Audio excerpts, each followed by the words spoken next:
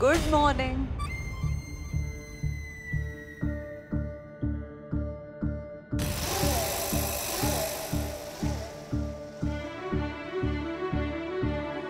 छान वाटतंय सगळ्यांना एकत्र असं गुण्या गोविंदाने खाताना बघून. बिंडो, साडी नेसायला विसरलास की काय? हा? आठवतंय ना वावशीच्या थेरड्याबरोबर कशी फुगडी घातली होतीस ती? काय नेत्रा, लाडक्या सासऱ्याला सांगितलं नाहीस काय काय दिवे लावलेत त्यांनी ते? काय काय विनोदी दिसत होता पण. अर्धी दाढी अर्धी मिशी. वा.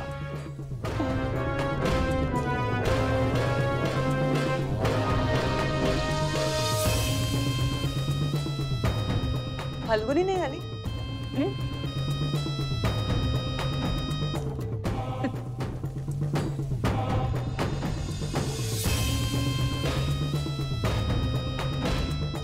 सगळं तुमच्या मनासारखं घडतंय असं समजू नका.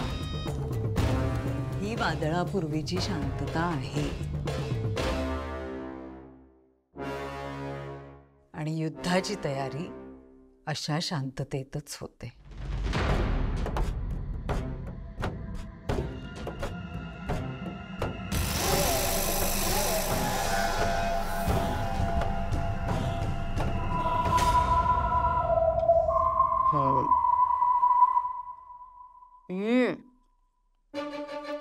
मीठच नाही आहे, अळणी आहे.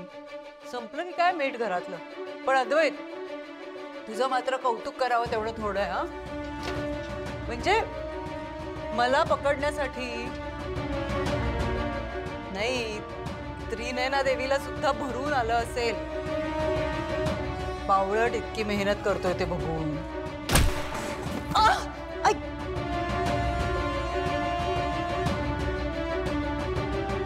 पडलीस कशी?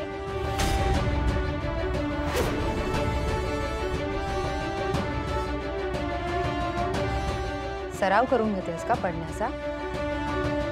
मग तोंडावर पडायची सवय करून घे.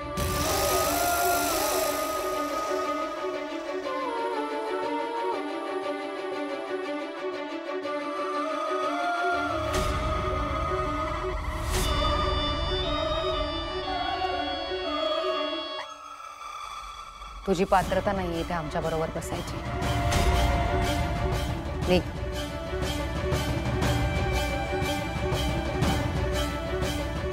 चक्र आहे हे नेत्रा, फिरणार. आज तुझ्या बाजूनी, उद्या माझ्या बाजूनी. पुन्हा जेव्हा हे चक्र माझ्या बाजूने फिरेल ना, तेव्हा तुम्हा सगळ्यांचा अंत निश्चित.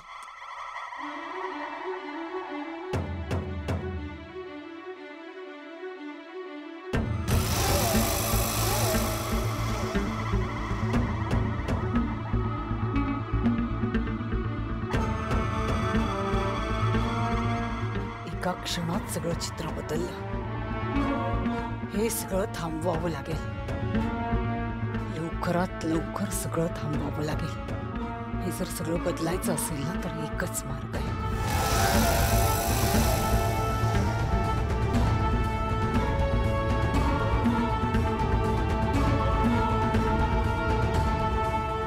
पाचवी पेटी. एक पेटी काळ बनोनी राहते अधांतरी. एक पेटी काळ बनोनी राहते अधांतरी. शोध घ्यावा पण कसा ती, ती ना भुवरी ना अंबरी. घर असे आहे कुठे जे घर खरे नसले तरी, राहणारा राहतो तेथे असे म्हणते तरी.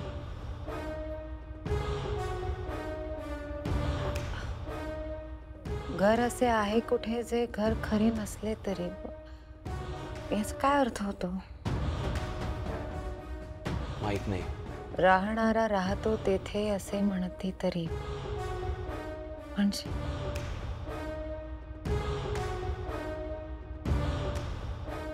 शोध ऊर्जा देवलोकाची कुठे रे साचते. शोध ऊर्जा देवलोकाची कुठे रे साचते. देवलोकाची ऊर्जा. साहेब साहेब आपल्याला लगेच वावशीला जायला हवं, देवी आईच्या देवळात. आत्ता? हो आता लगेच. मित्र काय झालंय? मी तुम्हाला रस्त्यात सगळं सांगते, आपण लगेच निघूया.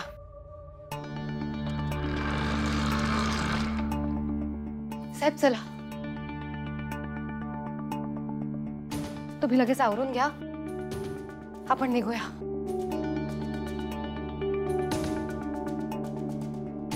साहेब हे घ्या. साहेब चला, लगेच निघायला हवं. नेत्र माझं जरा ऐक. आत्ता आपण घरातून जाणं म्हणजे विरोचकाला मोकळं रान दिल्यासारखं आहे. काय इंद्राणी त्या घरात आहेत, पण त्यांच्याही हाताला लागले नेत्र. आपण घरात नसताना काही झालं तर खूप मोठा प्रॉब्लेम होईल. साहेब पण वावशीला जायलाच हवं. हे बघा ना, हे बघा. शोध ऊर्जा देवलोकाची कुठे रे साचते. देवलोकाची ऊर्जा म्हणजे दैवी ऊर्जा. साहेब हे देवी आईच्या देवळाबद्दल लिहिलंय, आणि मला खरंच असं वाटतं की देवी आई समोर गेल्यानंतर आपल्याला बाकीच्या श्लोकाचा अर्थ सुद्धा उमगेल. तर पण आत्ता जाणं खरंच पॉसिबल नाहीये आपल्याला. साहेब मला मनापासून वाटतं हे देवी आईच्या देवळाबद्दलच आहे. देवी आईचं देव. इतर एक मिनिट थांब.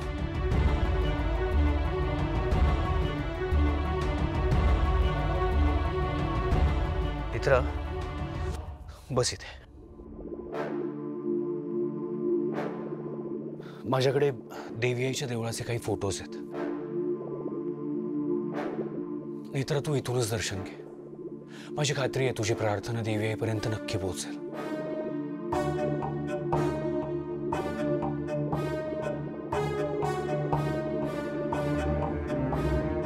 आई 5वी पेटी सापडू दे.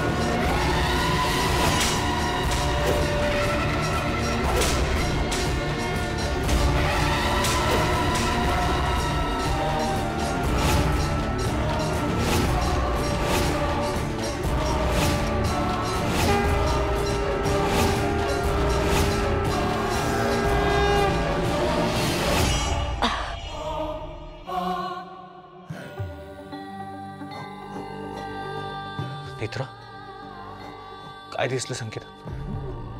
देऊळ. देव? आणखी काय दिसलं? आणखी काहीच नाही दिसलं. फक्त देऊळ दिसलं, आणखी काहीच नाही दिसलं. नाही, काहीच काहीच कळताना नाही दिसलं.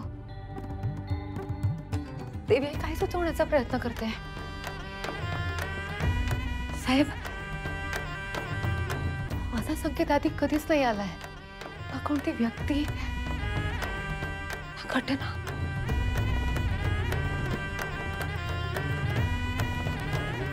नक्की काय घडणार आहे देवळात?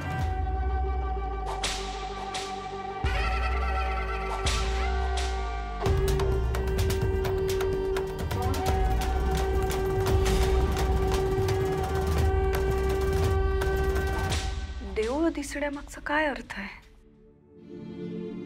काहीच कळत नाही आत्या. देऊळ किंवा देवळाच्या परिसरात काही घडलं असेल का? माहित नाही आत्या, पण मला आतून असं वाटतंय की या संकेताचा काहीतरी वेगळा अर्थ आहे. नेत्रा काकू मोठे त्या फाल्गुनी त्यांच्या खोलीत आहेत. मी त्यांना तिथेच थांबायला सांगितले आणि त्यांनी दार सुद्धा हातून लावून घेतलं.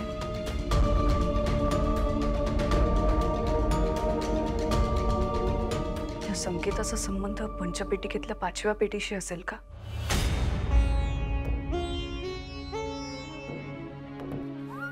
असू शकतो आत्या. मला सुद्धा हेच वाटत होतं. शोध ऊर्जा देवलोकाची कुठे रे साचते. या 4थ्या पेटीतल्या पानावरच्या ओळी देवलोकाची ऊर्जा म्हणजे दैवी ऊर्जा. मला असं वाटत होतं की याचा देवीच्या देवळाशी काहीतरी संबंध आहे. आणि 4थी पेटी सुद्धा तिथेच होती ना, देवीच्या देवळात, देवीच्या चरणाशी. करेक्ट आहे. आपल्याला 4ही पेट्या वावशीत वेगवेगळ्या ठिकाणी सापडल्यात. याचा अर्थ 5वी पेटी सुद्धा वावशीतच असू शकते. कलियुगे महायुद्ध दुष्ट शक्तीशी कराया, व्यूह रचिले देवी पंचपेटिकाची पाया. शोध घेण्याचं गाठावे विसवेस गाव, देवी प्रगटली तेथ तिथला विरोचका घाव. ग्रंथातल्या या श्लोकांच्या अर्थाप्रमाणे 5ही पेट्या वावशीमध्येच आहेत. मला असं वाटतं आपल्यातल्या कोणीतरी एकाने देवळात जायला हवं. पण त्याआधी एकदा आपण आबांशी बोललं पाहिजे. काय या संकेताचा संबंध जर त्या 5व्या पेटीशी नसेल तर, म्हणजे याचा संबंध जर दुसऱ्या कशाशी असेल तर आबांशी बोलल्यावर आपल्याला ॲटलिस्ट अंदाज येईल.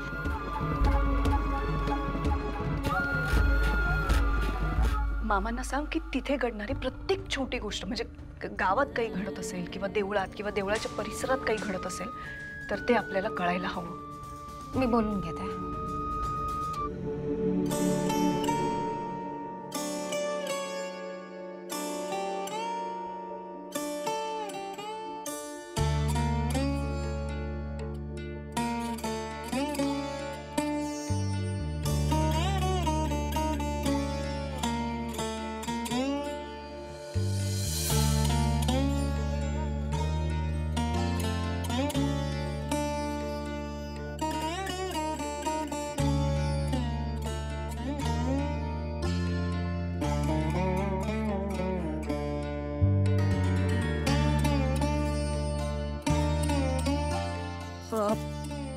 विचित्र वेळेचा आवाज आहे.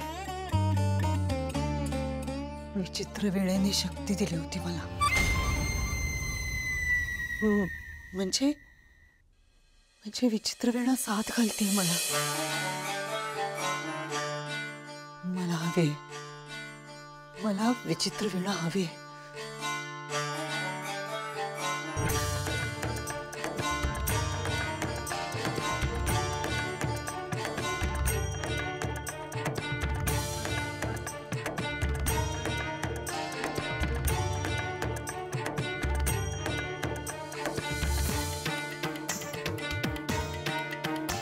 विचित्र वेळ प्रकट होत नाहीये. असं का होतंय? माझ्या कानात हा विचित्र वेळेचा आवाज का घुमतोय?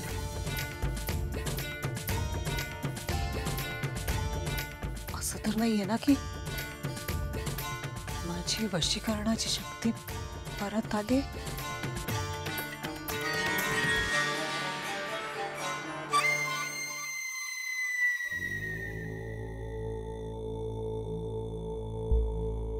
बाबा काय झालं, काय बोलायचं होतं? मगाशी चिंचवडच्या साईडवरनं ज्युनियर आर्किटेक्ट केळकरांचा फोन आला होता. केळकरांचा फोन तुम्हाला? नाही म्हणजे त्यांचे सगळे डाऊट्स क्लिअर केले होते मी ऑलरेडी. हो म्हणाला मला. मग त्याने जनरल विचारपूससाठी फोन केला होता. तुमची तब्येत कशी आहे, घरचं सगळं ठीक आहे ना, काही मदत लागली तर सांगा वगैरे वगैरे वगैरे. तू एवढी चौकशी का करत होतो? कदाचित आपल्या घरात जे काही घडलंय घडतंय हे त्याच्या कानावर आलं असेल. बाबा पण त्याचा काय संबंध? कार्यकरांनी खरंच सांगितलं असेल. असू शकतं म्हणजे रात्री ड्रिंक्स वगैरे घेताना त्यांच्या चर्चा झाली असेल. प्रॉब्लेम असा आहे की कार्यकरांनी केळकरांना सांगितलंय, केळकर आणखी चौघांना सांगणार आणि हळूहळू सगळं बाहेर पसरणार. बाबा डोंट वरी, मी करेन मॅनेज. नाही मी बोलतो त्यांच्याशी. बाबा मी बोलेन त्यांच्याशी. म्हणजे तू नेमकं काय करणार आहेस? अशी मी डिरेक्टली फोन वगैरे नाही करणार त्यांना. मी तेजसला पाठवतो चिंचवडच्या साईटवर. आणि तेजस तिथे जाईल, सगळ्याचा अंदाज घेईल, कार्यकरांशी केळकरांशी बोलून त्यांच्याकडून काढून घेईल सगळं. आपण पाठवूया तेजसला. तू तेजसशी बोलतोयस की? नाही, मी बोलेन त्याच्याशी. बर.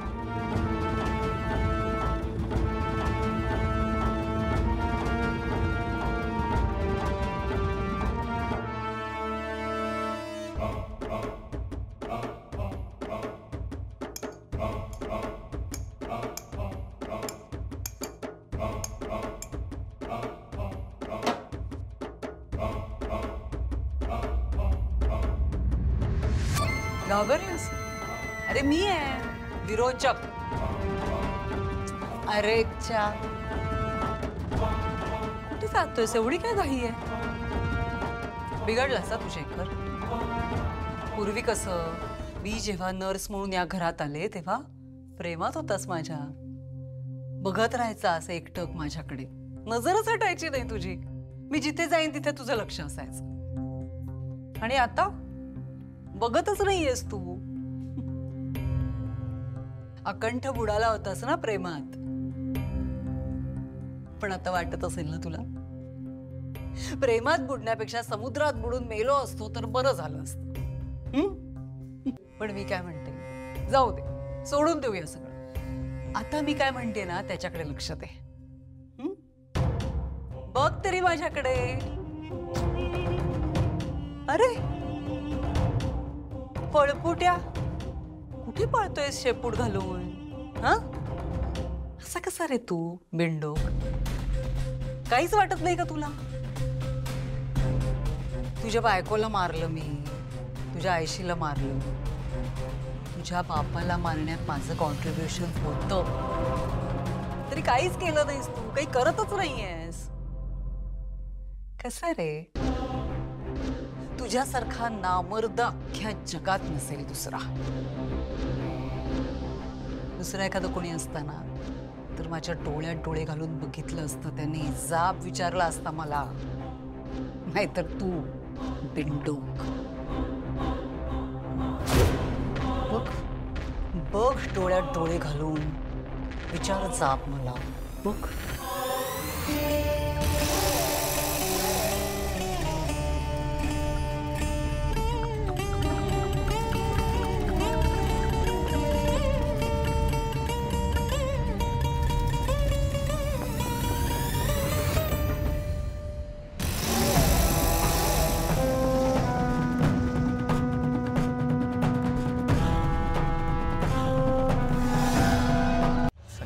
फक्त देऊळ दिसलं? हो आबा.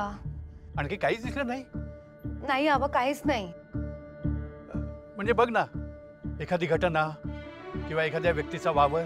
नाही, कोणती घटना नाही दिसली, कोणी व्यक्ती नाही दिसली, काहीच नाही. फक्त देवी आईचं देऊळ दिसलं आबा.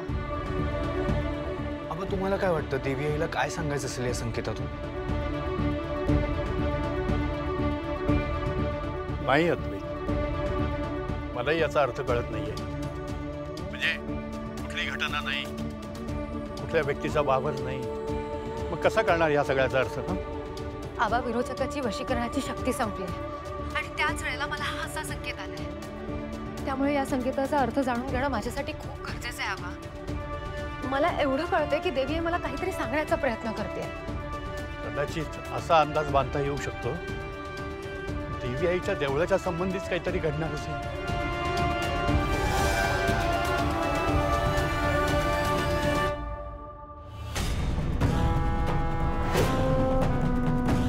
कसं फसवलं बघितलं तुझ्या डोळ्यात. मग अजूनही बघतोय. झालो मी वश? नाही, कारण विरोचकाकडे त्याची वशीकरणाची शक्तीच उरली नाहीये. तू मला बिंडूक म्हणतेस ना, खरी बिंडूक तू आहेस. शक्ती नसताना सुद्धा मला वश करण्याचा प्रयत्न करतेस, डोळ्यात डोळे घालायला सांगतेस. एवढं सगळं घडून सुद्धा मी शांत काय माहितीये? कारण तुझा अंत आता जवळ आलाय आणि तो नेत्राच्याच हातून होणार. मग मी कशाला धडपड करू ना. मी शांतच राहणार आणि तुझा अंत पाहणार. माझ्या ममताचा, माझ्या आईचा तोच सूड असेल.